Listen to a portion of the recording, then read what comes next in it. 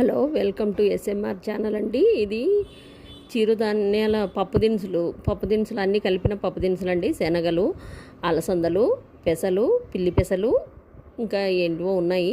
వీటన్నిటినీ కలిపి ఒకరోజు ముందే నానబోసి, నైట్ అంతా నానబోసి, మార్నింగ్ కూడా ఒక రోజంతా 2 days ఫ్రిడ్జ్లో ఉన్నాయండి.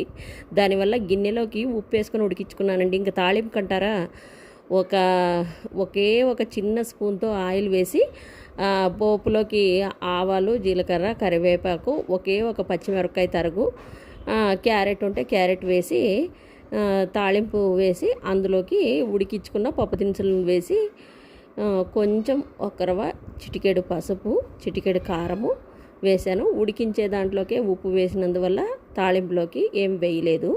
ఎందుకు ఉప్పు వేసుకొని ఉడికించుకున్నారు, కుక్కర్కి ఎందుకు వేయలేదంటే 2 days నానాయి. అవి చూడటానికి గింజలుగా కరెక్ట్గా ఉండవండి. కుక్కర్కి వేస్తే పప్పులాగా అయిపోతాయి, మరీ ముద్దగా అయిపోతాయి, బాగోవు. అందువల్ల గిన్నెలో వేసి ఉడికించుకున్నాను. ఉప్పు ఎందుకు వేసి ఉడికించుకున్నానంటే ఉట్టివి కూడా తినొచ్చు తాళింపు అక్కర్ లేకుండా. దానివల్ల పైన ఉప్పు కలుపుకుంటే బాగుండదు ఉట్టివి తినడానికి.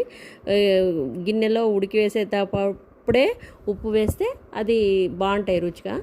అందువల్ల ఉప్పు వేసి ఉడికించుకున్నాను. ఇది కప్పులో వేసుకొని తినడానికి బాగుంటుందండి. తాళింపు ఏం అక్కర్లేదు, అలాగే కూడా కలుపుకోవచ్చు.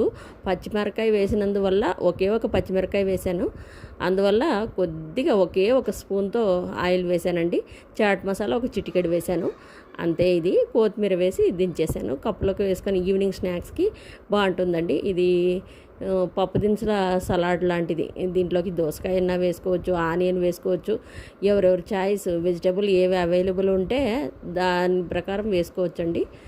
నాకు ఈరోజు అందుబాటులో క్యారెట్ ఉంది, అందువల్ల వేసాను. ఆనియన్ మా ఇంట్లో వేస్తే తినరు, ఆనియన్ వేసినా కూడా బాగుంటుంది. కప్పులోకి వేసుకొని తినడానికి చేసే స్నాక్స్, అంతే అండి.